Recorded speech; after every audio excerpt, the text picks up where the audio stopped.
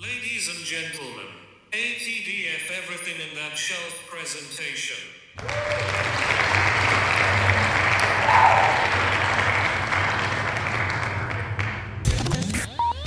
You're now rocking with TDF everything. Spoiled rotten.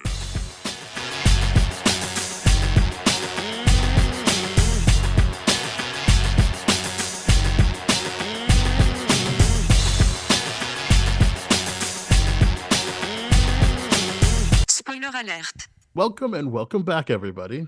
Hey. It's me, Daniel, And this is Ben on Spoiled Rotten. on that shelf. Boom. Hey guys, another great guest for you. We've kind of ended the movies that we know we like, and we're entering the movies well, to be fair, I thought I'd never seen this before until I watched it. But I think the ones that people don't love as much, so we wanted to get really cool guests to kind of offset the not so cool movies. Bill Antoniou, thank you very much for joining us. I mean, I say this all the time to people that join us, but we feel like you're really accomplished, and thank you very much for joining us, because us not so much. Well, no, that's very nice. Thank you. And no, I'm probably gonna I'm gonna spoil this entire operation today, I think, with my lack of expertise in this world of film. We're right on brand for that. Yeah. You're in the right place for that. But thanks for calling me cool. I haven't been called cool in a very long time, so I really appreciate that. Look, well, we're gonna lather it on thick then. Exactly. We're gonna ask you for some very cool comments and very cool opinions. Well, I mean, there's plenty to be had for this movie, that's for sure. Excellent. Awesome. But before we have been doing, before we get to that, we kind of, just to give the listeners a sense of where you're at. Again, it does not have to actually be from comic book like storylines, but just movies, television, whatever.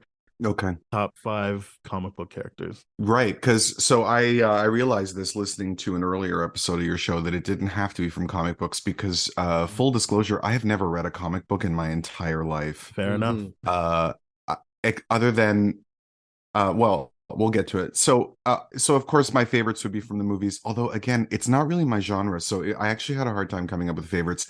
But the first person who comes to mind is Catwoman. I mean, I've always been a huge Catwoman fan because I was 15 when Batman Returns came out, and I was already into a lifelong obsession with Michelle Pfeiffer, and that's sort of, that year is like her at the top of her game. Yep. And her performance in that, I particularly love the complexity of that character, the fact that she is not easily labeled a good guy or a bad guy. She is she's a cat is what she is. She is mischievous and resourceful. She's admirable, and she can be quite lamentably selfish at the same time, and you're just never fully safe around her, and I find that fascinating. I think Michelle Pfeiffer lives up to that beautifully in that film, and it's actually my favorite Batman movie of them. It is a great one. Them all. Yeah, it is. So, I really like that one, and when we were revisiting it, I definitely really leaned into loving the Michelle Pfeiffer performance. And I think it was just in the last like 4 or 5 years, I'd never not liked Michelle Pfeiffer, but just really like gotten into more than just like Catwoman and a couple of stuff. Been like, wow, she just delivers. She is great. And she was great as Catwoman. She's got a great roster, and she's re-peaking right now. She's coming back up. Yeah, she had a bit of a fallow period for a while there because, she was extremely successful in the 80s and 90s, and then married an even more successful guy. So she didn't need the money, and everything coming her way in her 50s is crap. So she can't be bothered, and she's raising her kids. And then now all of a sudden, she is getting offered stuff, I guess, that's interesting to her. And so she's running with it, and I couldn't be happier. I mean, I've never been able to get enough of her. My best friend and I are obsessed with her. My mom too. Like, we're all, it's just a Pfeiffer world over here, and we just live in it. Yeah. Generally, I love the Batman world, despite never having been into comics, especially because the first one, the Michael Keaton first one, came out when I was like 12. So I bought I remember buying like a coffee table book about, the history of the Dark Knight. So I guess you could put Batman at number 2. Even though, he's in my again, list.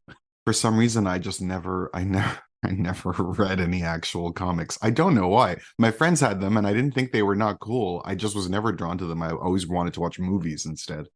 Uh, I was the same for a long time. Oh, So yeah, interesting. Okay. I came into it through television and movies, and then just Yeah. was like, I mean, if as you said, like friends are there reading it, and so I would read it. And then it wasn't until I became a proper adult that I was like, actually, like, let me go like read the actual Yeah. storylines, like Well, maybe that's the retroactively. problem. I've never been a proper adult, so maybe that's why I Okay, haven't gotten fine. to it. I should say after I graduated school, All that maybe right. I'm not quite an adult yet. Well, because a few years ago I was in Exeter, New Hampshire, which is like a college town. I was visiting a friend, and because it's a college town, the most successful businesses there are comic book stores, and near their campus, because it's like a high school prep school.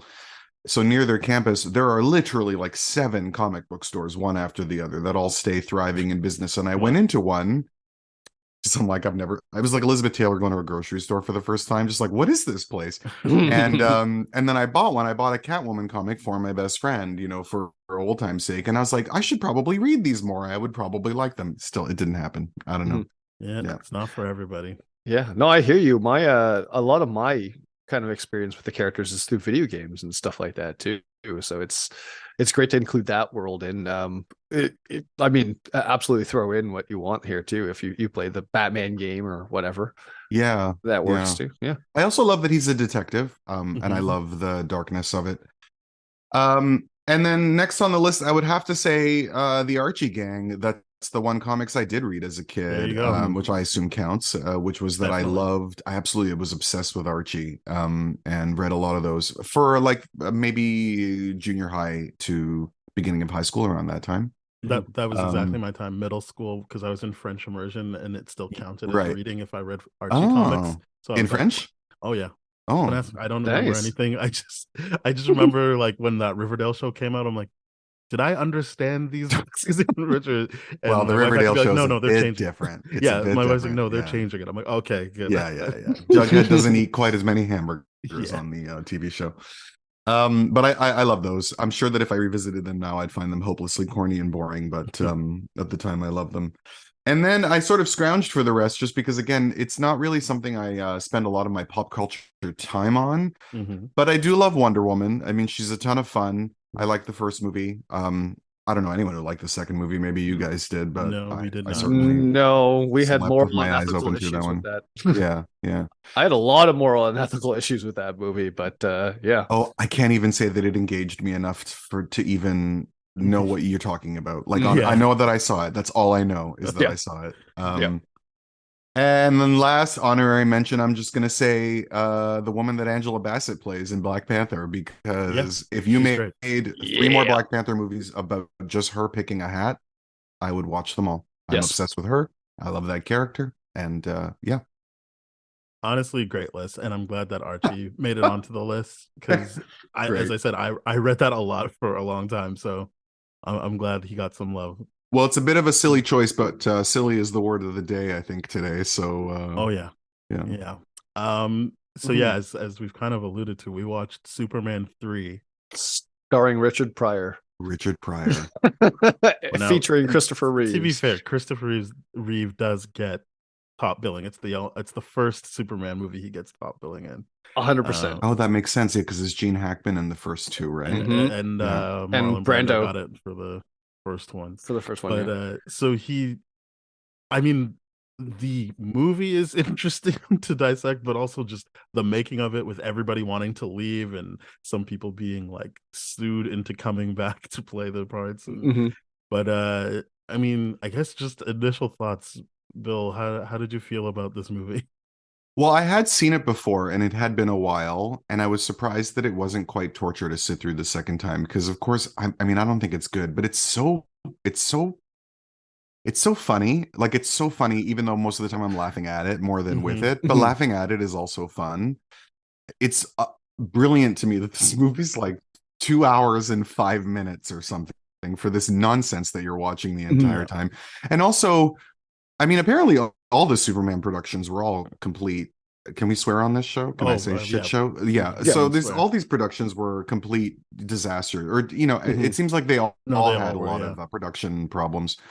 So I'm not surprised to find out that that's the case with this one. But I just spend the whole time wondering, like, who is this for and what are we going for? Because I know that, Bingo. especially from our perspective, now that superhero movies have become really, really, they've become really grounded, to put it generously, and in many cases, self-important and serious. Yeah. I like a lot of them. I mean, I love The Dark Knight, and a lot of the Marvel movies are incredibly imaginative and fun. I don't know that I wanted to sit through people like superheroes crying for 3 hours during Eternals, but most of the time I don't mind that these movies are a lot more serious. But and so because of that, we find that these early Superman movies are even sillier than maybe they did at the time. But at the same time, I still don't know, like, who is this movie for?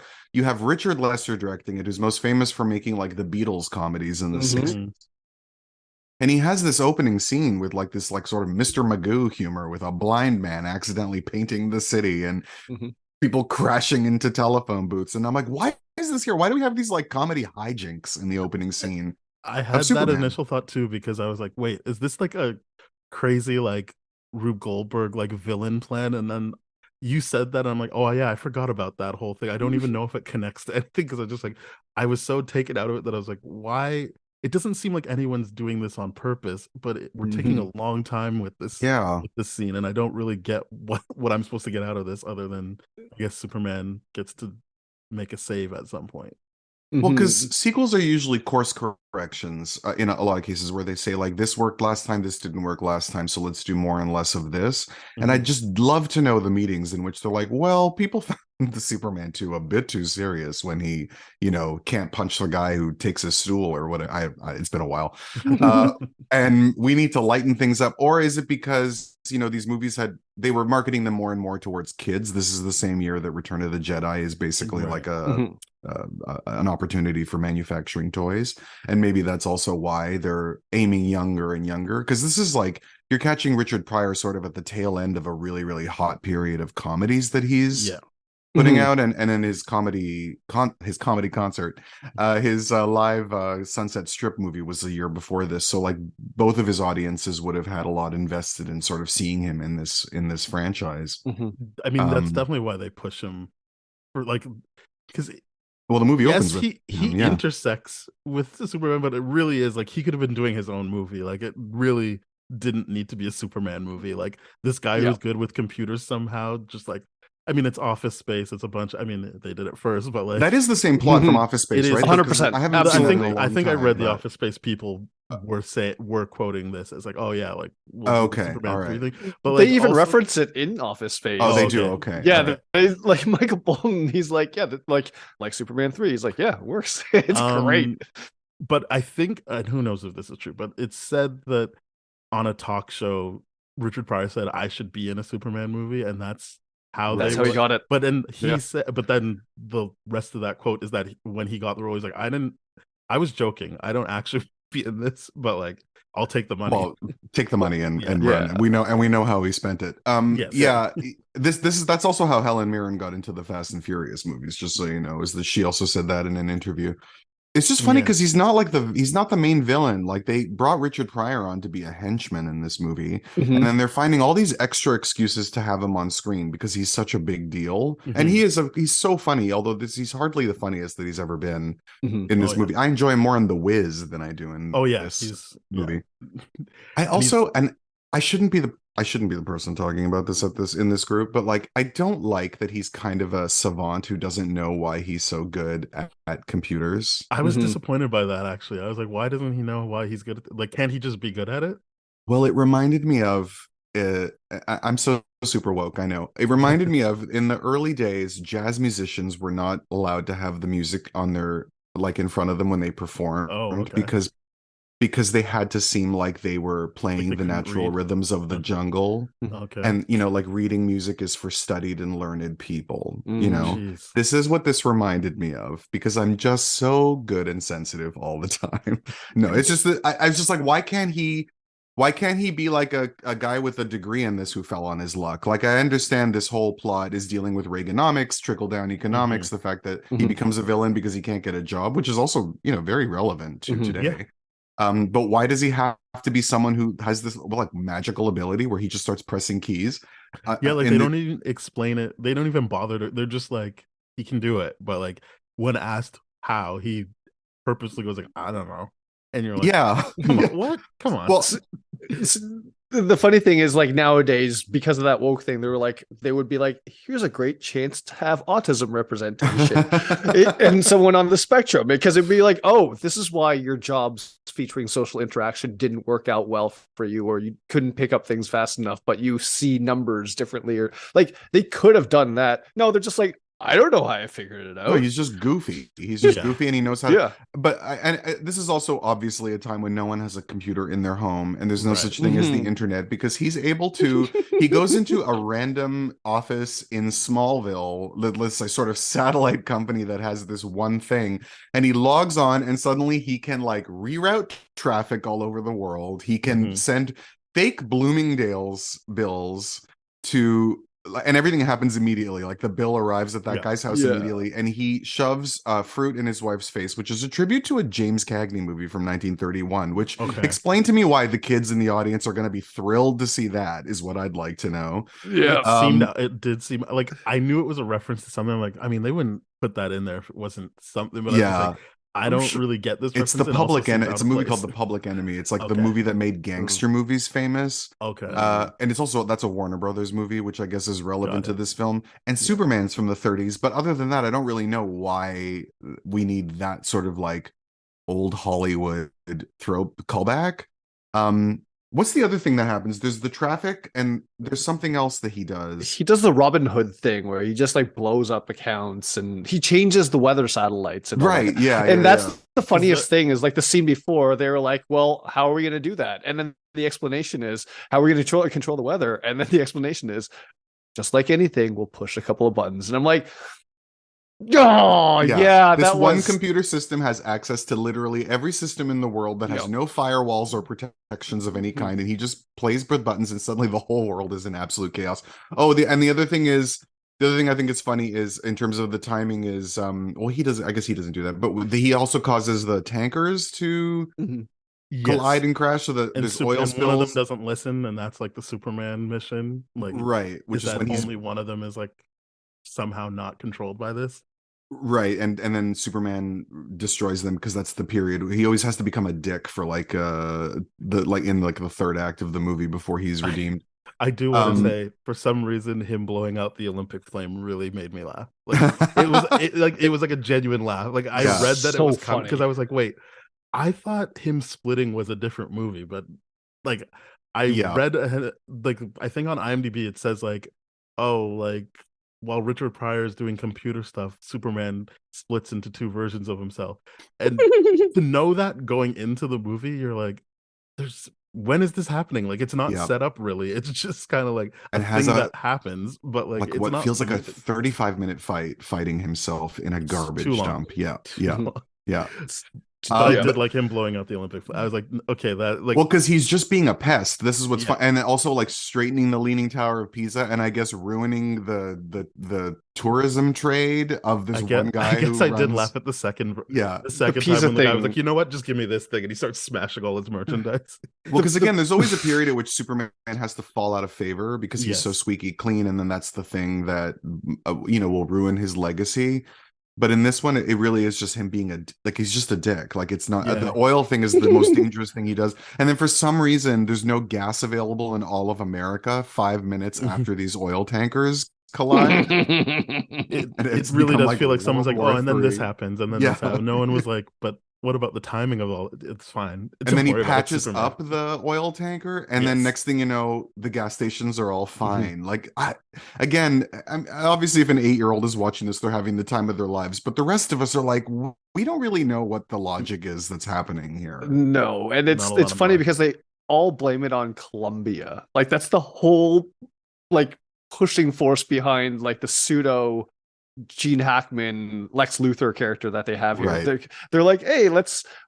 Gene Hackman was like, I'm not coming back. You can't have him fight Lex every single time, Yeah. which is legitimately true. But then what they did was like, okay, I might as well come back for the fourth one if you're going to do this. Because they offered him enough. Well, because he didn't Yeah. even shoot scenes for part 2, as far as I understand. Yeah, They like actually that- used extra footage from part 1. Yeah, that was a rough awesome. one. And fun fact, one of my best friends is in Superman too, so Oh, that's awesome. a wonderful connection that I have. Yeah. The Nice. great Elva Mae Hoover is the mom whose kid falls over the falls in Niagara wow. Falls because she's Ooh. eating ice cream like a trollop in that terrible red dress. She had great stories to tell me of, Awesome. or has great stories to tell me of partying with Margot Kidder. Speaking of Margot Kidder, just Yeah. quickly gets The out quick of there cameo? because, well, I guess the idea was she was like so against them not using Richard Donner again, so she was like, I guess she filmed like the bare minimum of what she needed to. Is that film. why she's not Yeah. the okay? 'Cause And they were, also, like, did they break up at part 2, or they just they never break up in officially part got two. together? They break in a up, very yeah. for us infuriating because he doesn't trust her with the knowledge of him being Superman, so he erases her memory. Oh, Yeah, right. he gaslights her. But like Right. in this movie, I thought it was interesting. I didn't know she was going to be gone right after this scene, but it was interesting when he's holding up his Smallville shirt and Yeah. the S is on his chest and she's looking at it. I'm like, oh, they're going to play up like her slowly getting her memory back. But then it's like, no, you've Nope. been replaced by Lana Lang. Get the fuck out of here. Yeah. Lana, Lorelai, and Lois. Who is the genius who's coming up with these names? Who only knows like one woman and just Yeah. makes a riff on her one name? Well, classic Batman's mom's name is Martha. Superman's or mother's name is Martha. Oh, that's a mom name. Yeah, Yeah, just, that's you know, that's why. they get a Martha name knows and how to they make a go with pie. it. Yes, Yeah, exactly. Yeah, Yeah. Funny thing is, like, so the Margot Kidder thing is just there were kind of like things where, and not that I believe anyone on this anymore, because I'm just like rumors, like multiple decades after the fact. But apparently, the writers were like, no, Lois served the natural progression of that storyline. It was complete, and he needed a new kind of thing. And I'm like, all right, so we get introduced to fuckboy Clark, because he's everything he's doing is just like, oh, you're just being a massive fuckboy right now. totally. It's hilarious. It's so funny to me because what does he say? Like that one scene where they're on the field and they're having a picnic with her son right there. He lays it on her thick in the sense where he's like, oh, she's like, what would a girl like me do in Metropolis? And he just, I forget what he says. He says the most instantaneous fuckboy thing. And I'm like, this is hilarious to me. Who is this movie for? Well, that's the part where he saves the kid because the kid, did he pass out in the wheat field or something? And Yes. he was going to Like get he hit his ground up head. by the. So I remember like there was a cut or right. something, and he I could must hear have the been dog taking being a like, note. "Whoop." Okay. Why doesn't Clark Kent just run over and grab him? Why does he need a Superman transition in that scene? I feel like that's like a waste of valuable seconds. He could have just run over. She Yeah. wouldn't have noticed because she has her head in the hood of the car. So he could have He done could have just run Superman over and powers, been just like, run "Hey, over, grab the kid, and brought him back.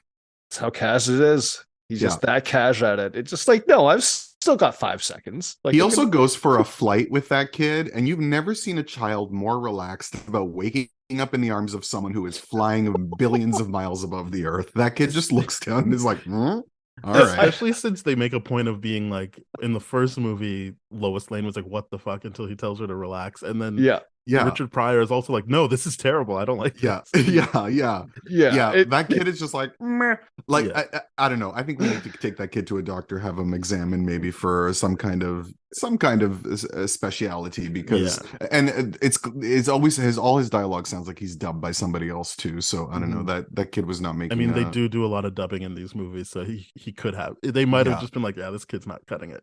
Yeah, for sure. I love Annette O'Toole, though. I think she's so pretty. I'm always very happy to see her in this movie. This is around the time she was also in Paul Schrader's Cat People. Okay. And she's lovely and married to Michael McKean, right? I feel like that's right, but I'm just gonna double check. I always mix her up with Jo Beth Williams, but she is married to Michael McKean, and the two of them were nominated for an Oscar together for writing the song From a Mighty Wind. And then replacing Gene Hackman is also an Oscar-nominated actor, Robert Vaughn, playing whoever that character is. Who even cares? Yeah, that's the thing. Like boring suit. Lex Light. Lex Luthor Jr. Totally Lex Light. As a kid, always thought that was Lex Luthor. They just got a different actor. But then I'm watching this like, oh, he's not that's not Lex Luthor. And Well, because he also has like a blonde floozy too, which is also yeah, like a I thought that was staple Miss of these Tessmacher, movies. and Yeah, I'm like, oh, none yeah. of this. It's just different Played names. by a future psychologist and writer who is now married to Billy Connolly, but this was her Yes. earlier career. Yeah, she's Um, like an aristocrat with a title now. Yep. and yes, you're right. They are married. Right. Not that you were worried about that, but yes, Annette O'Toole. No, I'm glad you confirmed it. And she's still so beautiful. She's like a Texas She always- beauty queen beauty. Yeah. because she's aged. It always, to me, for whatever reason, her face structure looks like they've put old person makeup on her instead of that she's actually old. Like I always think like, oh yeah, she'll just take off the makeup and look young again. I totally know what you mean. I totally know what you mean. And another great actor is Annie Ross, who plays Vera, the one who becomes a robot in the very overly complicated yeah, ending. they call her Cyborg, and I'm like, oh, I guess that's a way of getting. Yeah. The only weird thing about that is Cyborg is a black man in every Oh, iteration. okay. So All right. it's just interesting that they're like, I guess this white woman will be Cyborg. Well, she was a jazz singer in the 50s, who Okay, became a there we heroin go. addict. So, you know, Boom. she Fixed. has her credits. There's backstory. Yeah. I will Yeah. say, anytime Vera and I can't remember, was it Lorelai? Is that the blonde woman? Yes, yeah. And whoever Lex Light is, like whatever they're together, I found at least there was an energy to like the dialogue and stuff. Like it moved a bit better for me. When Yes, those three were except they're together. so excessive. There's all these characters that we don't need. Like the No, yeah, villain you don't team need is them. like 5 people, and they're not all necessarily serving a purpose. Oh, Vera no. is just there to yell at everybody. She's always in a bad mood. If you Yeah. grew up thinking that she was the mom from the Goonies, I wouldn't blame you one bit. Right. You'd be right. Yeah. You'd be right for Yeah. sure. Yeah. She was But then also in the Robert Altman's Shortcuts, and that's probably her Okay. most famous role. And despite her troubles in life, she did live to a ripe old age of like 89 or something. So Oh, there you go. yeah. That's Nice. I think the Lorelai thing was weird because I thought Superman wouldn't have sex with her, but I guess by that point he's like evil Superman. Yeah. And then he just like she tells him to go get that ship, and then comes back and like shoves her head down, and you're like, I guess they're gonna have sex. I didn't. Who doesn't want a bone on the top of the Statue of Liberty? I mean, that's one Yeah. of the most. There are a few moments of great style in this movie for a movie that overall is pretty tacky, Mhm. Yeah. and not in a good way. Like the first movie's tacky in the most wonderful way, and this one is not. But I Mhm. do love top of the Statue of Liberty is like worthy of Zool and Ghostbusters level Mhm. style. And also his like for some reason he has this very impractical giant map of the tankers that is that James Bond Ken Adam Yes. worthy like thing that just pulls up off of the floor. I love that as well. Those are a couple moments that I really enjoyed. Mhm. The whole over the topness of it just makes it really hard, and I like that you point out to take the villain cast seriously because you're bumbling idiots and you're one dimensional. Well, yeah, But- or like have one of them be a bumbling idiot, but there's all these people running Mhm. around this movie, and it's like as if it's California Suite or something. Like I don't understand why there's all these people, not necessarily serving a deep enough purpose. Because at the end, you want there to be at least one fool, because at some point one person has to not have a full evil resolve, basically, because they're the Mhm. ones who will like flip a switch or something when the villain's about to destroy the world, and then they have a conscience and whatever. Like we don't need all of these people to do that. And then No. also, I don't know, tell me what you guys think. I don't like the fact that Superman is saved by the fact that it's Richard Pryor who decides that he doesn't want to kill him, because then it's not Superman getting himself out of trouble with his own powers in any way. I mean, Mm. I think Ben said up top, like starring Richard Pryor, like it really felt Yeah. like okay, we are committing to this being Richard Pryor's story, because Superman has this interesting thing where as Clark Kent he's gonna go back to high school and see if he could still be as meek as he was when he had to pretend as a kid. Now that he's like fully grown into Superman and he's like an adult, what's that gonna be like? So like they show you some interesting stuff with I don't remember, like was it Bill or something, like the guy that's trying to hit on Annette O'Toole Oh, for the movie. yeah. There's some Yep. interesting stuff there, but like it never really feels like they care that much about it. And other than because that's also just an being like, hey, extraneous you wrote a plot. good article at the end, it's like, oh, Because like we follow that character as well. It's Gavin O'Herlihy who plays him, who I know from Willow. He's the blonde, I long still haired have to watch buddy. the movie Willow. I only watched. Oh, you've never seen it? I've Oh, only that seen the was- show. It's terrible now, but it was a childhood favorite, and I loved it. And it's I'm directed sure I'd have by enjoyed it's directed by Ron Howard, and this Yeah. actor was on Happy Days with Ron Howard. That's why he's in Willow. Oh, okay. And this is Superman 3 is the same year that his father, Dan O'Herlihy, was in Halloween 3, Season of the Oh, Witch, as the man who nice. runs the Silver Shamrock Factory. Um, but yeah, he's sort of set up as kind of a villain as well. hmm Uh, and we dispatch of him rather easily. Like even at the end when they bring him in to beat him up in the hotel room, I feel like it was just them being like, "Oh, we have to resolve this character because Yeah. we involved him in all this nonsense for no reason, and we need to do something about it." This is why this movie is so long. It's Yeah. yeah. There's doesn't need to be. I mean, I I hate that I'm saying this because it's Richard Pryor. But I'm like, I would have probably scaled back on the Richard Pryorness of this movie, so that it would 100%. feel more like a Mhm. Superman movie. Well, partly because there's not enough Richard Pryorness happening with his stuff. I mean, it really is just him goofing around on a computer, and this is at a time when, whether or not his movies are good or bad, like he's making a lot of really popular concept comedies, like The Mhm. Toy, which is Mhm. not a great movie from what I understand. I actually haven't seen a lot of his movies. I've seen a few, but not too many because I've seen many of them mostly haven't his stand up, right? I've seen most of his Gene Wilder stuff. I mean, how Right, many like did they Silver do together? Streak. Yeah, Yeah, Silver yeah. Streak, Stir Crazy, and Hear No Evil, See No Evil. Yeah. Stir Crazy, I think, was famous around this time. And then there's another one that I can't remember the title of it now that was pop. A lot of his comedies haven't really like stayed in the culture the way Yeah. his stand-up has.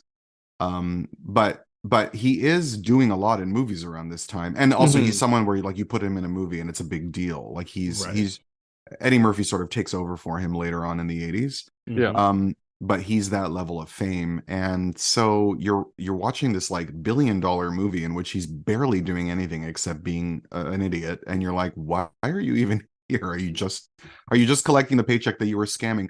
And also, by the way, he comes up with this thing about the fractional cents. Then why is he having himself paid through his work payroll where it's traceable? It's a I very 100% did odd. not get that. I was just like, Yeah. wait, Yeah. what? How? But I Then he'd also be like, now give me my check. Like, not that he, I mean, Like it's no not one in like the it would have payrolls been a department's direct going to be like, deposit. oh, this guy must be getting $800,000. All right, even though I'm cutting checks for $250 for 2 days, but this one, Yeah. I'm sure it's normal. like accounting won't notice. Like they will Yeah. not notice. One thing I love about it too is just like even the Lex Luthor light is he goes like, yeah, we'll find out who it is really quickly. They'll act really, really stupidly. He shows up in a Ferrari, and I'm like, Yeah, No, this he is actually says they great. wouldn't do that. Oh, they wouldn't? That's the Okay. comedic beat, is that he's like, I think Vera says that, and he's like, no, because anyone who did this to us is smart, so they would never like act like a Yeah. complete idiot. Like we'll never find them because and then he comes driving in with the big new car and like an idiot, and he's like, okay, never mind, that was a freebie.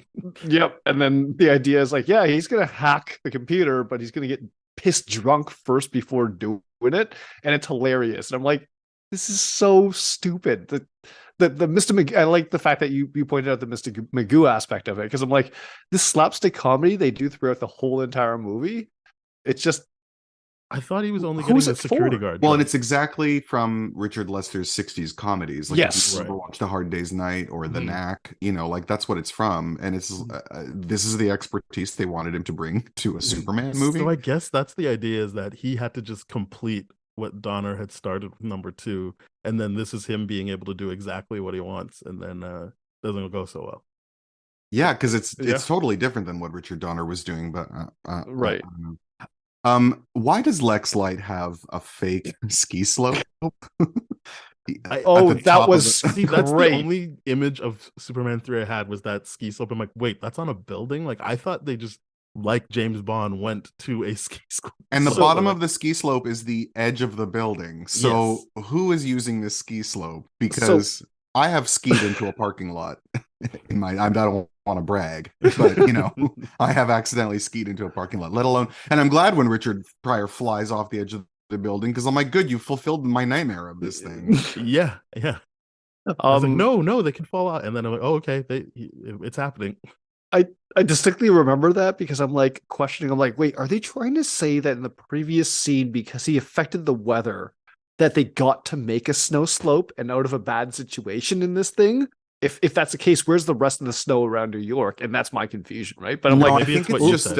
I think it's just like I think it's It's a just rich villain person lair. thing. Yeah, Yeah. yeah. It's supposed to, because villains are always supposed to have overly elaborate and extremely indulgent ways of living. This is a James Bond villain Yeah. Yeah.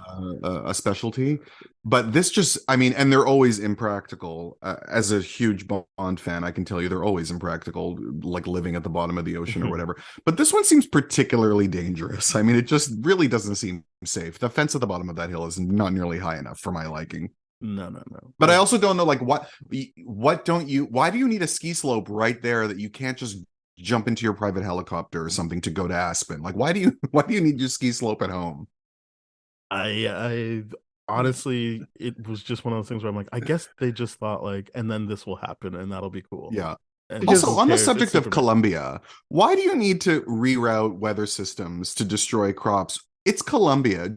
Just pay corrupt mercenary soldiers to burn bunches of fields of coffee. You don't need to, or whatever it was. You guess don't need maybe to get the- a computer. that is what it expert is. It was destroy their coffee supplies. Yeah.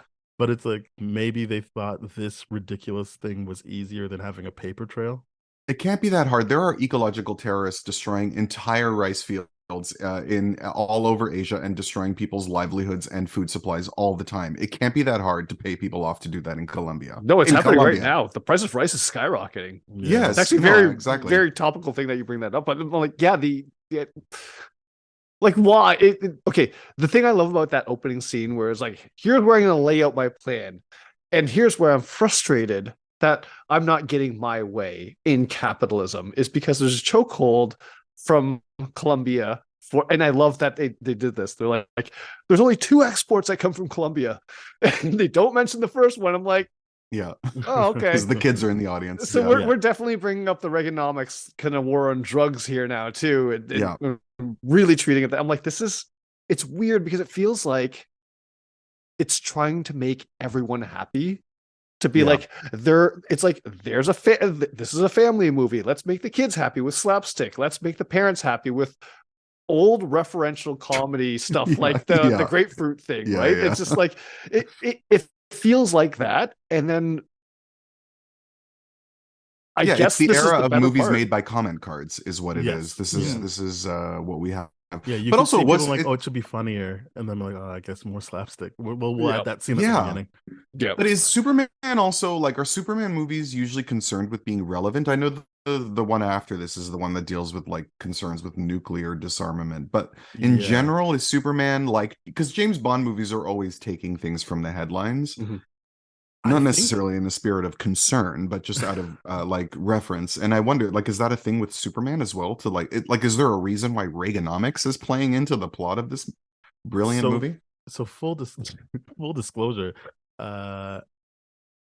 Superman wouldn't even be in my top 20 favorite comics. So I've never really had an interest in this. Well, because he's boring. But like, he's boring. To me, that's exactly it. He has no dark side. I get the sense that the first movie is supposed to be like a nostalgia play, and just like, no, like we'll really take the comic book seriously, right? And I think this third movie really made me be like, oh, like they really care about the whole he saves kittens from trees, because he, like, for me, I'm used to like the cartoon where he can like punch a bunch of aliens, and I'm like, at least he's strong and doing things. But like, I get that, if you're putting all your money into him flying, maybe you have to just rely on, he punches a hole in a boat and puts it back together, because you're not really going to be like, Zod was the closest they had to someone who could like really fight with him. Right. And they did that already. So like, I guess they just have to do like his acts of service, and he's just being good and guy. I don't know. And I think they've always, because the guy who wrote The Godfather wrote the first movie. So I feel like maybe they get like interesting people to write at least one version of the script. And my assumption is whoever, maybe they're not even credited, but they probably got someone really interesting to start working in the Reaganomics and all that stuff. And then it kind of got watered down by the time the movie actually came out. Yeah, I mean, I think they had Mario Puzo right the first one just because they wanted to show that they were spending money. I mean, this is a Yes. big thing about movies is like, look at this is no expenses spared. We got the best production designer and we got the most famous screenwriter in the world, and Mhm. like that's part of and top billed Marlon Brando, Right. getting paid more money than everybody combined for his And like 2 scenes at mispronouncing the beginning. Krypton and Yeah. a whole bunch of stuff. I mean, this Didn't is the care. 80s, baby. It's the age of excess, right? Yeah, They absolutely. truly lived it up. I think one of the funniest things about this is, do you two know about the original screen treatment that this was given? I do not know. Well, Oh, I so did like those the original villains they had in it, which was like yeah, so Brainiac it and was supposed to be Brainiac, which makes sense given the Mr. whole like Mitsaplicik or whatever, however you say it. I can't pronounce that, but Yeah. yeah, it was supposed to be those two. It was Supergirl was supposed to be in this. He Oh. doesn't know who Supergirl is and has a love interest with him. So they wanted to explore incest, apparently. Oh, Don't know great. if they were going to Terrible. pull. Yeah, don't know if they're going to pull back on that at some point to be like whatever. But apparently the screen treatment was like, no, they're going with it. I'm like, that's great. Oh, so maybe it was like a Star Wars thing. Like they're like, look, they did it with Star Wars. Everyone liked that. Yeah, and here's the one thing I will point out in this whole movie. I watched a couple of videos about like, okay, what was going on in the era? What was the reason contributing to this? Was this movie considered very controversial because of the Reaganomics like stuff? I'm like, no, it's controversial because crap. But it's the idea of someone mentioned the idea that Christopher Reeves never gave out his likelihood or likeness or image for merchandising. So when they were at a huge disadvantage compared to Star Wars, which was like dominating the merchandising thing and still is now to this day. I mean, the only franchise greater than the merchandising for Star Wars is Pokemon, Yeah. to be perfectly honest. But the idea of like they didn't have the merchandising. So throughout this whole movie, which was your and this was heavily evident in the first and second one too, I think, where he goes through a Pepsi truck, he goes through all that kind of stuff. There's product placement throughout here where it's ridiculous. My favorite is making Richard Pryor look like Colonel Sanders and then literally having a KFC poster in that scene where they're getting the guy drunk and being like, we're going to do this. I'm like, really, guys, we're really going to be on the nose that bad with this? Like, oh, yikes. That's bad times. Bad times. But Richard Pryor got 5 million, right? It's in bad taste to speak ill of the dead, but Christopher Reeve is famous for having been a bit of a self-important pill. He was a Juilliard trained actor who probably thought playing Superman was in some way beneath him, but also was the reason why he could make other movies, because I'm sure that when he made things like Monsignor, the studio was like, do another Superman movie and we'll let you do this. He insisted on being called by his character's name on the set of these movies. He would not answer to his own name while he was in the blue tights, which is, that's all you need to know, really. Yeah. The original Jared Leto. Yeah. Yes. So yeah. And apparently this is totally not verified, but apparently he was also told not to ride that horse. So and he insisted that he could handle a problem horse. So anyway. Yeah. Oh, you mean the one for his accident? Yeah, I'm victim blaming by saying so, but I did hear that from somebody who apparently was in the know. Anyway. But yeah, I also feel like the most smoking hot man who ever lived when he was in his young heyday as well. That's the thing. Like going back, I'm like, man, this guy does look good. There's no doubt he was about it. Really He's handsome. a good-looking guy. And I always, it's more evident in the first movie. I think the first movie is the most I like him as Superman and Clark Kent. But I really did appreciate that, like, it's not that he's just playing a wiener. Like he is at certain points trying to push back at people. Like you do get hints of him being like, I'm fucking Superman. Like I don't actually have to take this from you. Like it's also because he doesn't want to be there anymore. Like in the first movie he wasn't famous, so he was hungry for it and he needed it. While by now he's like, I don't want to do this anymore, but I have to. So he's bringing that energy to this movie. And they're giving him things like the splitting thing because he wants to show acting chops, basically. Right. He wants to make it more interesting, which takes the form of him being unshaven, which really makes me laugh when he's like bad Superman. And just dark, like they put like black soot on him. Like yeah. The suit is darker, but he's also unshaven because it's a movie convention that when you're unemployed, you're also not shaven, Right. and so Yeah. that's why they make him look that way.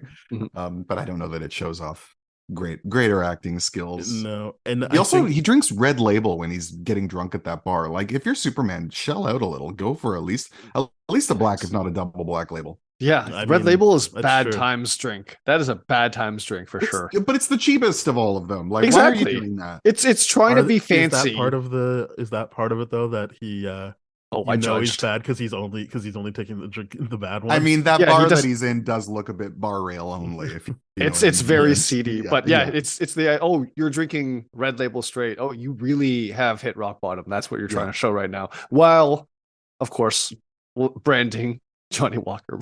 But if I can nerd out, what does alcohol do to Superman? Because he's not Nothing. human. Does it Nothing. metabolize the same way in his system as it does in the rest of us? I would imagine. I don't think it does. Mhm. But maybe I'm wrong on that. I just feel like, yeah, they can't. It's interesting. I feel like in the second one, no, the second one he loses his powers, so it makes sense that Yeah, he's getting yeah, drunk. yeah. But It's in like a this one, he diner didn't that he lose his gets power. beaten up in. Yeah. But in this one, he didn't lose his powers, so why is he drinking? Yeah, it's also the opening credits say original songs by Giorgio Moroder, who Yeah. you guys know who this is, right? Like the legend who did he Mhm. won 3 Oscars, he did Flashdance. Okay, all right, let's flash. What songs did he write in this movie is what I'd like to know. Okay, so that was my main He- thing. Is like I don't remember any songs. Yeah. No, he were they doing remixed a lot of the John Williams stuff, and No, that's not. They're not talking about the composer. That's different. oh, the They're original. talking about, they're talking about There is a original songs. credited composer of the score who is Yeah. he is using John Williams' see. themes. But then it also says original songs by Giorgio So they Moroder. must have been on in someone's car radio because I don't remember any like moments. But you think of that at one songs. point it would like take over for a montage Yeah, or something yeah, to be exactly. because this is also the era when like soundtrack albums are becoming really popular post Yep. Saturday Night Fever. So they're always finding excuses to put pop songs into movies. Yeah. So I mean, I didn't stay for the whole credits, even though they looked kind of cool. I was kind of like, all right, the movie's done. Maybe they're during the if you have to credits. stay for all the credits to get a Giorgio Moroder song, I mean, especially this is like the height of his fame. Like he had just done American Gigolo right. not long before this, and this is the same year that he does Flashdance, and he wins an Oscar for that. He also did the music, I think, for Midnight Express was Okay. one of his Academy Awards. But the guy was super cool. Like he always won an Oscar wearing shades. Like he was cool. You know? Now I want to look up him winning Oscars. That sounds great. I think it's maybe only the one time that he showed up, but I just remember a photo of him in like dark sunglasses holding an Academy Award, and it's like, dude is super Awesome. early '80s cool. Nice. Yeah. Yeah, I that was one of my things. Is like, did they put original music on there to make people try to buy the soundtrack or something like that? I don't know. As a usually what they merchandising thing, did. right? This is the Yeah. era of when Right. that's what they usually did. You know, like Mhm. Top Gun is the same thing a few years later. Yep. So, Danger but Zone. you remember you watch Top Gun, you remember the songs. You know, Yeah. Danger That's Zone. the thing. Like my big thing is the '89 Batman, where like Prince does the whole soundtrack, and they can say, Yes. it's Yeah. like, no, I remember when Prince songs come on. I don't remember any. Yeah, especially because they're terrible, and that's really a shocking thing to say about Prince songs. But all the songs in that movie, You don't he like writes are that dance? I mean, I have a nostalgic love of that one, but overall, all his songs for that movie sound like he just whipped them off on an afternoon because he could not be bothered to work that hard on that. Apparently, he did it because he wanted to be with Kim Basinger. Right, He because they did were it, like, dating at the time. Yeah. Or I Nice. think they dated because of it. Like I think I think part of it was him being like, "Do I get to work with her?" And they were like, Gosh. "Anna, that's not really up to us." So And if Sean Young hadn't broken her ankle and had to drop out of that Yeah. part, he would have No, been in there a would be no much Prince worse soundtrack. circumstance than Mhm. than he ended up in. I guess I'll have to admit I do like Party Man when he's in the art gallery and he's messing with stuff. I genuinely Well, like that song without any. That's And that I is a don't little even bit know of that I fun. don't like them. I just think they're terrible. irony. Okay, fair enough. Yeah. There we go. Yeah. Man, yeah. So I don't remember any original songs. Yeah, it's weird that they're not featured at all, or I just like zoned out at whenever like I'm like, was there a song maybe playing in the diner when he runs in when he overhears that conversation in the diner, or again someone playing music in a car? I don't recall it at all. You're gonna get emails about this now that I've said it. I hope this so. It'll much. be our I'm like, first emails. how can you not remember? I am fine with that. I genuinely don't remember, and yeah, it's kind of because I zoned out after a bit. 'Cause Mhm. I think my mind just kept being like, when when is this all gonna click? Because for the first two movies, I think our complaints were like, it never really seems like Superman's story matters to the villain story. Like they're not really intersecting. They kind of just Mhm. meet at the end. And this one, I was like, this seems like worse than the other two. Like Yes. they really are just doing their own thing, and he's Yeah. Well, especially because what is the villain's story? Because he keeps changing his mind about the things, the Yes. destruction he wants to cause. And He's so just by the like, end, we you're like, need what are more we? for this guy to do, and it's like, and then just at one point, like, I guess we got to get rid of Superman. And you're like, I finally, like, when are we gonna? Well, and when then are they get gonna upset become? when he shows up at their whatever they are, the Grand Canyon, and it's like, Yeah. but you left him a note saying where you were. Why are you suddenly like, oh my god, he's here, let's destroy him? And we Mhm. get those wonderful video game graphics when Yep. they're trying to locate him on the screen to shoot him. Made by Atari, baby. Oh, okay. I did That not was know legit. That was legit outsourced by Atari because I looked at it and was like, nice. And it's also gorgeous. Like I loved seeing it. It Yes. took me back, you know, like it looked great. Oh God, it was good. It was good. It was really, really good. Ultimately, the story of this movie is the setup for an end reveal where we find out that his office got a new lottery ball machine, like a computerized lot. That's what this whole Right, movie has that's what been they leading paid. up They to. paid off Perry White's issue of having to actually pick the balls out, and Yeah, his assistant gets upset. Wait, that's did what she this get? whole movie was Yeah. about. Oh, she Which didn't is- get fired. Okay, good. Yeah, No, she doesn't get it's fired. insane to me. I'm like, why would you hate that job? That seems like it would be a fun part of your job. It seems like everything else you do sucks. But like, Also, what's that so would be hard fun. about it that you need like, oh, thank God, a computerized version came in. I don't know. There was so much weight, so much dramatic weight placed on this.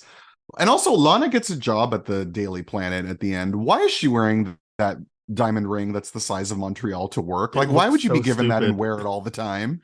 And Oh yeah, that's Wait. good times. Clark gave isn't it to that me. just a replacement? Like, I feel like she was trying, unless that is the subtext, is Lana Lang is like, I'm gonna make Lois Lane feel bad on purpose. I feel like she let Lois Lane believe that she's now engaged to Clark Kent. But When before I that, was is she even aware that Lois Lane exists? I didn't no, even that's notice why that there was. that's why it was weird. I was just like, No. why are you you're saying it in such a weird way? Like It's a weird pissing contest thing where it's like he's mine or something like that. I'm like, 'cause okay, she could well, just I say mean, he helped me replace it. Like it's not like a But she has the most chill energy about guys of any woman you've ever seen in a That's movie. true. Like she's just like, oh, Clark's nice. I guess I'll date him. And then, but then the minute he's out of town, she's like, oh, I guess I have to date that shitty guy again Yeah. because there's absolutely no one else in this town. What am I going to do? I can't be single. I She have does this have child. one line of saying guys don't go for her or something, like they don't try, or Right, something like even that. though she's Yeah. like a beauty queen. But anyway, Yeah. but also if there's no one in your town and this one guy is terrible, just be single. Like she just Yeah. it's not even like she even outwardly says like, but I have to date someone because I can't be alone. She's just like, man, whatever, whatever. I'm just there's this guy here and then there's Clark. She doesn't notice that Clark doesn't come to her kid's birthday party, even though Superman does. I was wondering about that too. I was like, Yeah. when is she gonna be like, oh, how come this guy's never around when Superman's around? Yeah. Although I fold that into the jokey logic of, people also not noticing that this guy with glasses looks exactly like Superman, like that's a humorous thing we're supposed to just accept. Mhm. But I like in the beginning scene where he's like where they do that little homage to like the kid that plays Clark in the first one, where he rips off the photo booth kind of things. Like, I'm going to take off the last one that actually shows you that I'm Superman. I'm like, right. this is why would you give it to him at all? Like it. Also, why are you changing in a photo booth? Yeah, I'm like, yeah, like I thought phone booth was his thing. Yeah, I mean, like, sure, it's photo booth, like whatever, but it's just it's dumb and oh god, I like the little temper tantrum he throws as Superman when the kid initially goes like, "Could you sign an autograph for me?" And he just like legit rage quits out of there and just doesn't say anything. And I'm like, this is great. Like, are we? Why? Like, he's not even bad Superman yet at this point. He's just being a dick for no reason. Yeah. Before he starts straightening the Leaning Tower of Pisa, which is hilarious to me. It's so funny. He's just like, yeah, I'm just gonna do this one out. thing. Yeah. Like, I'll bet he would go to a statue and remove an Oxford comma or something like that. I'm like, this is what we're getting. This is fantastic. I'm down for this. Really destroying the earth. Also, she wraps him in bubble wrap or whatever at that point where they're attacking him in the villainous lair towards the end. She says, let's see how long he can last without air. And I'm like, but he flies in space all the time. So Yeah, he could just Isn't take it? a big deep breath. He'd be fine. I was gonna say, yeah. Doesn't he always exist without Yeah. air? I mean, he's not human, so yeah. I I think don't know. people. Well, I mean, I guess he wasn't always not human, but I feel like by the time the movies are out, everyone's just going with he's the alien. Like that's the whole point. He he. They say it in the movie. Yeah, his Yeah. planet blew up. Like he's not from Mhm. here. Well, that Um, happens in the first movie, doesn't it? I mean, it's been a yeah, long yeah. time since I've seen that So classic. like, it just seems like, and it was those villains that were having that discussion. Like Lorelai's like, oh yeah, his planet. He's not from here. He's from Krypton, and kryptonite is his thing. And then she's like, "What? I know things." And then why do I don't remember his name other than Richard Pryor? I don't remember the character name. Richard Pryor is just like, "Yeah," and his planet blew up. Like Gus. Gus. There we go. Yeah. Gus, yeah. And That's he's like, such a "Yeah," and Richard then Pryor name. Yeah. Yeah. Yeah, this August, is August something. so oh, they knew, right. so they knew that like the bubble wrap wouldn't matter to him. Like, Yeah, it's a whole bunch of like incompetent villains that are just like, what's your deal right now? There's no clear plan. and like all four of them get to like do with it's not like, yeah, like it's weird because ostensibly there's three henchmen and then Luther Light, but like they all feel like they're equal because I mean, other than Lorelai, but like she gets to do the whole like I'm on top of the Empire State Building and or not Statue of Liberty. Well, I'm on top she's of the Statue of pretty Liberty. equal. She gets to bone Superman. None of the rest of them get to say that. Yeah, she gets to Mhm. do Yeah. that, I mean, I have questions for her about what that experience and was I like. feel like Yeah. there's a bit they do where she's clearly smart because she's studying something and then Yeah, pretends yeah. like she wasn't studying when they walk in. Like, Mhm. there's Right. just a lot for her to do, and obviously a lot for Richard Pryor to do. And then Vera gets to become a completely different villain at the end of the movie. Yeah, if you told me the script was written by a group of people who just like everyone finished the previous person's sentence with by adding something extra, Yeah. and then no one actually bothered to like go back and smooth out the creases, I would totally believe you. This movie is like it's like a writer's room script or something Yes. that no one did a second draft on. Yeah, we can see the tape on some of the edits there and dialogue. Yeah, I mean, Supergirl comes out I think a year after this. It's not that long after, Yeah. and like that's a really silly movie that no one takes seriously. But that's mainly because it's about a girl. Because as silly and foolish as that movie is, it's better than this. I don't know. At least the last It's time I gotta be. saw it, from what I recall. We probably have to do a revisit on it, but I Oh, haven't seen I mean, it. you've got Faye Dunaway as the villain. I mean, like it doesn't get any better than that. Yeah, Who's I mean, scarier? That We is do need to that is revisit definitely that for sure. a selling point. Yeah. Sure. Faye Dunaway. Like, I guess that's the thing. I always thought, like, I guess the thing has always been like, oh, they didn't care about superhero movies until name a movie. But like, I feel like pretty early on they took it serious. Like, if you're No, getting they Faye cared. Dunaway and like Gene Hackman and Marlon Brando, you clearly care to That's like. Oh yeah, Yeah, that's what I don't get. I mean, like, this is where the blockbuster was literally born. So I'm just like, how can people say that they don't care? It's not like they make bad numbers. Like the first Superman made like No, this isn't about ridiculous people numbers. wanting to see it. I'm talking about people who were making it. Right. I think it's a matter of people not really knowing what tone they wanted to go for, and as you said, having everything all in one movie without really working it out. This is something that Star Wars does really well, is that you take its world and its characters seriously, but there is a sense of like escapist adventure to it, because you have the Han Solo character and you just have this one person who shows up in the movie and thinks everything is bullshit and funny. Yeah. And he sort of lightens everything up so that you can take it seriously while still having a wonderful time. Yeah. That's what the prequels are missing. That's why they're so they're not liked very much, is because they're just all about like trade agreements or whatever. Like they're so dry. And this is the problem with Superman, is that you don't have something serious with a streak of good-natured humor to it. You just have something that's like a comic book one time, or a cartoon, I should say, and then another time it's trying to be like a serious adventure, and it's got all these it's got special effects, this movie, that I feel have aged actually quite well. They all look pretty good. But at the same time, there isn't a really clear idea of what level of escapism we're going for. Because as you said, like, we're trying to appeal to the kids, we're trying to appeal to grandparents and everyone in between. Yeah. And I think they were very, very self-aware that there's no real threat here, because when they wanted to do Brainiac and all that kind of stuff, it was because there's more of a sci-fi element trend in the 80s that they kind of wanted to capitalize on. But because that first treatment was like, you want incest in this? No, we're getting rid of all of this. The Star Wars thing pulled back on it immediately when he found out. You're going with it, like not cool. So I think it's yeah, they were trying to make too many people happy, and to me, I like that you bring up Star Wars because to me, when we bring up the merchandising issue within this movie, because I love the scene where they're like, "Cool, yeah, it's quitting time. We're gonna put on our Air Force Ones." Great job, Nike. Glad you got that placement out there. The Star Wars stuff is like the merchandising is after the fact. It's not Yeah. within the movie. It doesn't like take you out of any kind of immersion. It's just like, I believe that's Yoda. That is awesome. And then later on, there's a stuffed toy, which we will buy gladly. But I don't want to see the stuffed toy within the movie. You know what I mean? And that's kind of what I see within Superman. It's just because Christopher Reeves wouldn't play ball with the likeness or whatever. Yeah. That they were just like, we got to make more money. It's advertising, baby. I wonder why. Like, there's no way that they didn't offer him tons of money for it. I don't know.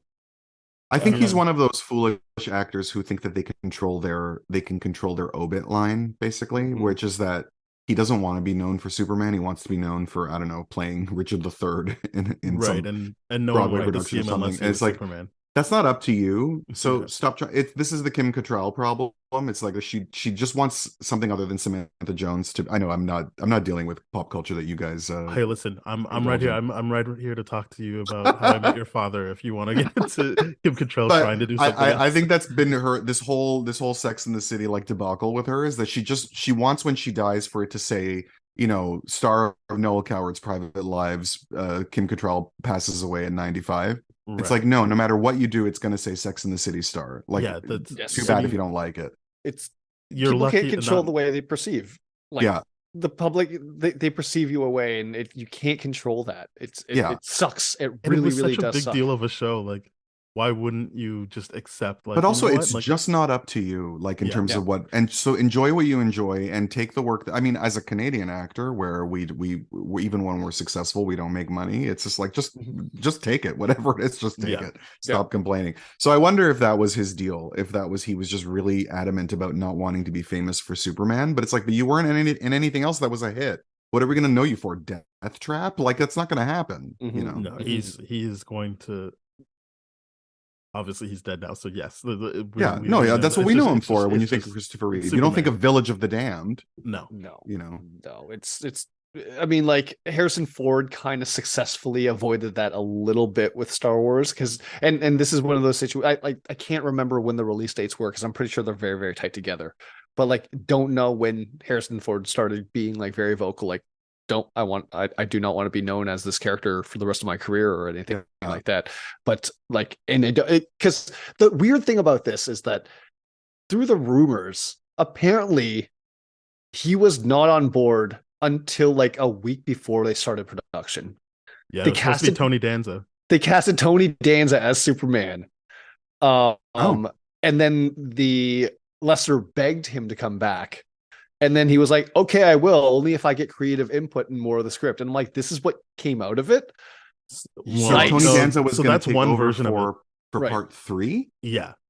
He was I think everyone like Hackman, I mean, talk Kidder about and Reeve were not happy about how they treated Richard Donner. Yeah. Right. Obviously they had to complete the second movie. And then for this third movie, like, I guess obviously Hackman got out of it and Kidder and got stuck as well, going off. She has very high billing for someone who is basically a cameo. I mean, she shows up, gives us a shot of her bikini, saying "I'm off on vacation." Comes back with the worst splotchy tan I've ever seen in my entire life. Tan. Yeah, she looks like she only sat in half of the bed or something to get that tan. Probably rest in peace, but probably because she was getting high in it. And I say this as a huge Margot Kidder fan. But yeah, she gets very, very high billing in that. I think that was more contractual than anything else. They needed you to feel like, hey, everyone's still on board. Don't worry about it. But or like they're fooling you. You're like, oh, great, she's like the star of the movie or something. But Reeve, like Christopher Reeve is like, so there's the two versions of the story. I tend to believe the second one more, and it might actually answer your question about why the fourth one was like about missile, like disarming thing, is that he actually got like to do the story of the fourth movie, and maybe Oh yeah, he has that's credit on it. Yeah, so that's yeah, his movie. It's the only reason he did the fourth one, because that's his thing. yeah. And this movie was more like him being like, I mean, I don't really want Tony Danza doing it. Like, so that's the version I like. There's like he was begged, and then there was the like, no, Tony Danza's not I'm a doing not huge doing my Tony role. Danza fan, and like I was mad. I mean, that shower scene on Who's the Boss when I was a little kid really like it took care of me for like a year. But Yeah, him with his like Brooklyn accent playing Superman. I mean, how would we even believe that he grew up in the Midwest or wherever exactly. Smallville is? I would pay to see that. Because it That was is like John Travolta. I can't It's remember the list. Travolta. Travolta, Danza, but like they were asking Travolta from the first movie as well. Like, Yes. but like Travolta was straight up they no. came back around to him, and I guess Kilmer? the only person who said yes was Danza. Who? Did they have Kilmer on that list? Or was this No, before that's Kilmer's time? before. It That's wouldn't. before. Yeah, Mm. Val Kilmer becomes a sort of a known property in the mid Yeah, you '80s. wouldn't, Right. so you wouldn't have been Yeah. Right, but but there's definitely two people that we know very well that were Yeah. like associated with recasting Christopher Reeves in this. yeah, And- but Well, this is the same year that John Travolta makes another amazing classic, which Mhm. is Staying Alive, directed Yeah. by Sylvester Stallone, which I will Yep. be talking about on my podcast soon. But oh, Nice. that's not what we're here to do. We're not here to promote me. oh no, we Oh, we be will, promoting that. yeah. Don't you worry. Yeah. But There there is will a be time and a promotion. place. Yeah. No, I think the Superman movies, they do kind of go out sad, but I like you. I was kind of like, I mean, it's not like I'm having a terrible time watching this. It's just not No. good. It's just No, not- I mean it's because especially I find most of the Superman movies kind of bland, even as within the superhero universe. Because although I love the second one, I think that one's the best one. I think most people feel that way. But overall, the franchise, like, is he even all that great? Or as a movie character, I should say, given that like he doesn't really have a dark side. no. He's just perfect and infallible, and he's basically like a gay porn star who can fly. So like there's just nothing Yep. wrong with him, and he's gorgeous and whatever. So it's Yeah. like, is he interesting the way that like Batman has his very sad Mhm. origin story, and he doesn't actually have superpowers, the way all the other superheroes have foibles and interesting contradictions. Superman doesn't have that sort of contradictory streak against the stuff that's cool about him. So it's like, could we stop trying to make movies of him? Because The good way to write him is that he can't be everywhere at all at once, and they Right. touch on that for one line in this movie where he goes, Right. if you were just fast enough you would have been able to save him, like, and that but then it's like it kind of they just leave it at that. And it's what I like about Man of Steel, even though people don't like that movie, is that they're getting at that is that Mhm. if you are this all-powerful thing, what are your limits in terms of Yeah. actually being everywhere all? And for that Mhm. movie, they're doing it that he can hear it all at once, and he needs to tone it out, and then what do you hold on to save? Yeah. And that's interesting to like watch him grapple with that. But in these movies, as I said, they're more interested in the whole like, what kind of acts of service can you do? Like put out this fire and save this person from falling in a hole. And then like, yeah, that's not that interesting to me.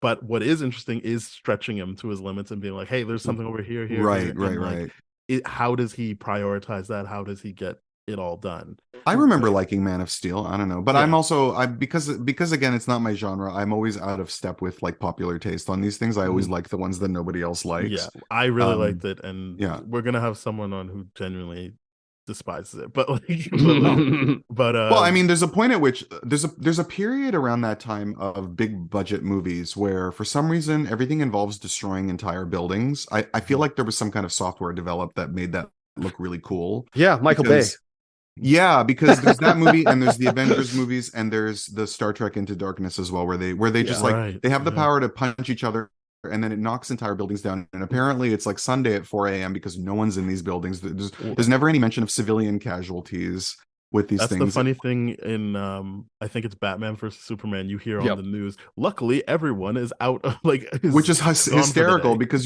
this is something Man of Steel I remember being particularly bad for this because at one point I was going deaf from this. There's a point it hits him and Michael Shannon, right, who are like punching Yes, each other and yeah. destroying, like causing billions of dollars in infrastructure Mhm. damage, punching each other out, and that doesn't seem to be a problem for anybody. And I'm like, how is there not like one little old lady going for her Sunday groceries of the time that they're they're doing this. So that was probably the main flaw I recorded in that film. But I remember enjoying it because I remember it being a better attempt at making Superman more interesting than he normally is. It's also the last time that Russell Crowe's diet program worked in his favor. That was never to be seen ever again. The man always looks like he's 2 steps away from a ketchup accident on his shirt ever since. Now he can play Zeus in the Marvel movies. So, oh god, this is I forgot that note. Sorry, my ADHD acted up there. It's me rambling on too long. No. I had something and then it fleeted away, but it's okay. I'm pretty sure it's going to come back. All right. At some point. But yeah. Well, I think we've talked this to death. It's time to rank. Which I feel like we just started. I feel like Superman 3 is a movie I could talk about for days and never quite get to the bottom of what's going on with this. Right. Film. So, I do have a thing. Okay. So, okay. In this movie, I'm like, okay, they do touch upon a few things, social issues that I think are very, very, very interesting at that time, right? They talk about, feminist issues and abusive marriages and all that kind of stuff, but they never fully explore it, right? Yeah. So the concept about and like what you said, Daniel, about this is how you make Superman interesting. But I feel like what they're trying to do in this movie is the propaganda-ness of we know he's an alien, therefore he's an immigrant. Therefore, we're going to play up the model minority aspect of who Superman is. We're going to make him not scary, all that kind of stuff. And therefore be this is, the acts of service he needs to give, because I do like that aspect for better or worse. And when we get there, but in Man of Steel and what Snyder was trying to do is the idea of there was public criticism on Superman's who does he save and who all that kind of that's interesting. But it's this layer of are they trying to put in that idea or that concept of here's what the model minority should always be doing? And then the thing I think is interesting. I don't think that works with a big white guy. No, it doesn't. It doesn't work with it, which is why I don't even know that we need to point that out. Yeah, it doesn't. I mean, especially in a movie that also has a black character who becomes a criminal because he can't get a job, which is basically how the news was presenting all black Americans all the time. Absolutely, but they're definitely not, which is why I say it's the propaganda aspect of this is the type of immigration we want. This is white men with this model minority aspect of it and all that kind of stuff. And that's what I liked about Man of Steel. They did the right thing. They were like, what would happen if E.T. came and wanted to stay? Obviously, we're gonna the government would hunt him down. And I thought that was the smartest thing they could do, is actually treat Superman like the alien that he is, and then have Superman have to be and these are the people I have to save. Jesus Christ. I think that was the interesting thing that will always make me like that movie, even though it's got a bunch of flaws. I can't really stand the last hour of punching, but it's such an interesting idea. But yeah, that's not present in this movie. There's just a whole bunch of weird things going on. Yeah, and then the 2 hours. Also, I feel like this movie needs a long. I feel like it shouldn't just be called Superman 3. Doesn't it feel like a movie that should have need a fun tagline or colon? Because it's the fourth one is the only one that has anything other than Superman numeral. Yeah. You want to hear the other kind of rumor I heard about the production that makes me laugh so much about this? Apparently, the original title for this was Superman versus Superman. Because they were trying to go the Kramer versus Kramer route, but then Kramer versus Kramer was like, you can't do that. And then they were like, okay, we'll do Superman 3. And I'm like, what? But that's also not enough of the story. So they did really want to focus on it being Superman versus Superman, but it's such a nothing thing for most of the movie. It's such a weird thing to hang your hat on, to then just be it's not really. Although they double him well, I will say that it doesn't. There's movies where they have this kind of fight where they're obviously screen. Yeah, but also it doesn't. Sometimes it looks too obvious when they're purposely not shooting someone fully in the face to avoid the fact that it's a body double, and it didn't feel that way. It felt smoother than I expected it to. I will say that. I'll agree with you in that I wasn't I kind of was just oh yeah, I guess he has to fight Clark now. I wasn't really thinking that they would have to do some obvious. That part did work. It just went on for too long for me. Yeah, absolutely. To me, I'm just wait a minute. I feel like another movie suffers from this. That is also the third in its trilogy, and that is Spider-Man 3. Where it does a lot of similar things. There's a lot of movies that clearly. It's been a long time since I saw that one. Yeah. I feel like we just did, but with a different but with a different franchise. Totally. I could totally see that. Yeah. Well, guys, it is time to rate this movie. I keep saying rank, but I mean rate it out of 10. Bill, what would you give Superman 3? Uh, I would give this movie a 5. I can't call it totally worthless because there is a kitsch value that I enjoy. I think the fourth one is weaker, even though it's probably better in certain ways, but it's also a really like chintzy, forgettable 80s movie, while as this one is like kind of a glorious disaster in many ways. Yes. Had I seen it in 1983, right after how much I loved part 2, of course I would have been devastated. But watching it in my, in my middle age, and at this point, I find it something that needs to be seen to be believed. So I would give it a 5 out of 10. Yeah.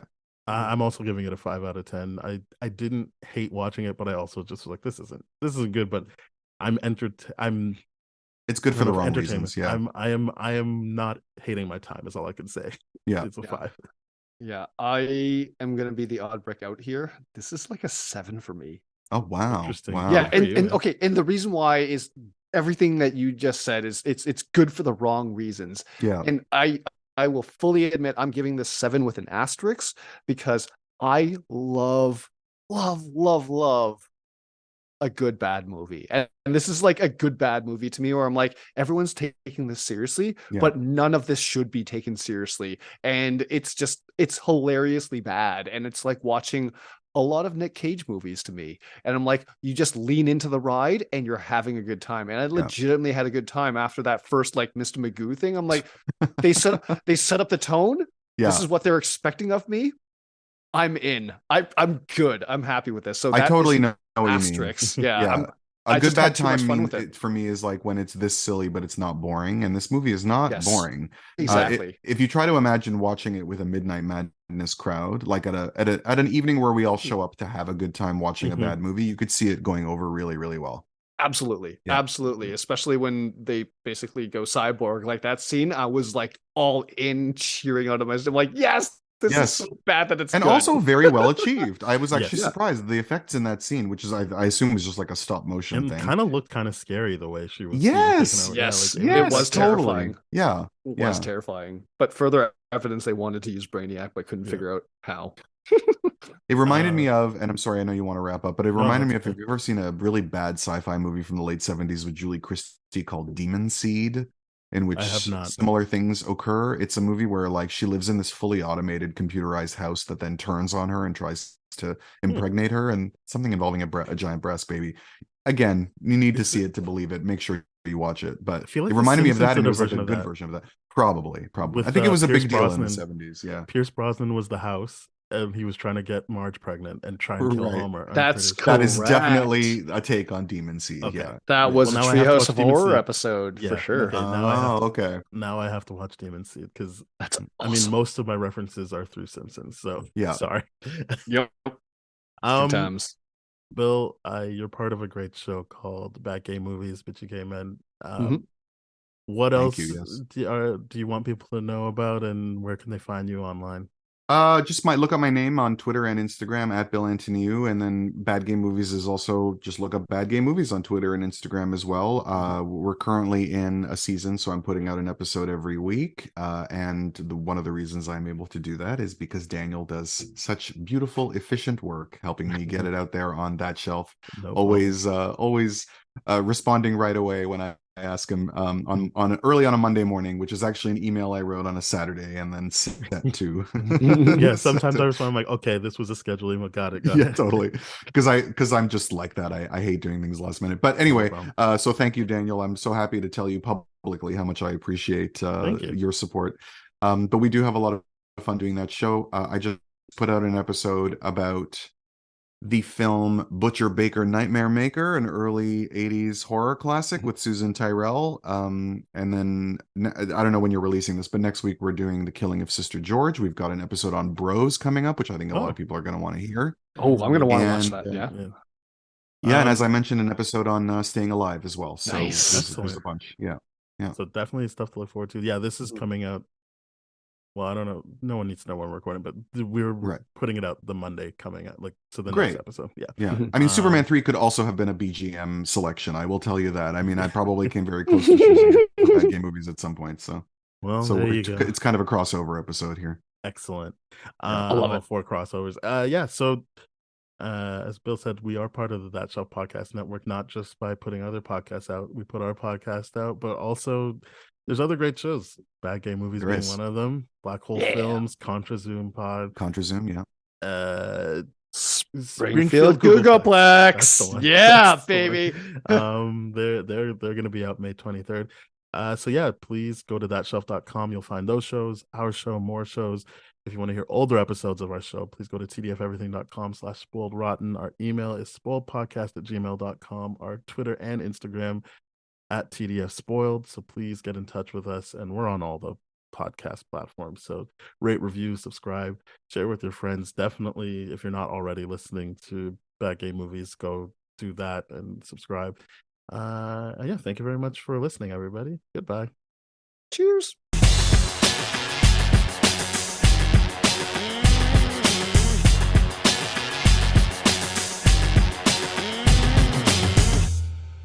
This has been a TDF Everything production, brah.